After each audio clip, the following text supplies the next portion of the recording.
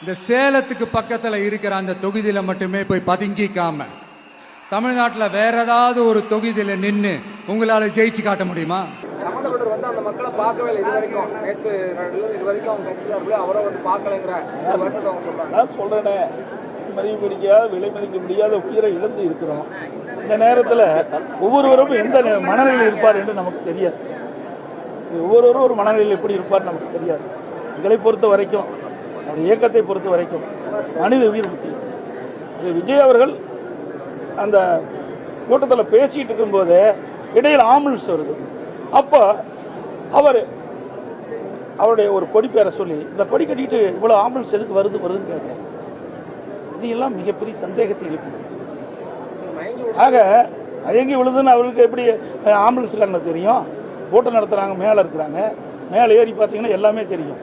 நானும் கூட்டத்தில் போய் 163 தொகுதிக்கு போயிட்டு வந்திருக்கிறேன். மேலே இருந்து பார்த்தா எல்லாமே தெரியும். அப்படி முன்கூட்டியே பல ஆம்புலன்ஸ் விரைந்து சைலண்ட் ஒளியில் வந்துகிட்டு இருக்கும்போது அவர் சொல்றாரு, எதுக்கு இந்த ஆம்புலன்ஸ் வருதுன்னு அவர் அந்த கூட்டத்திலேயே பேசுறது தொலைக்காட்சியில் பார்த்து இதெல்லாம் ஒரு சந்தேகம் இருக்குது. ஒரு முழுமையாக விசாரிக்கப்பட வேண்டும் என்பதுதான்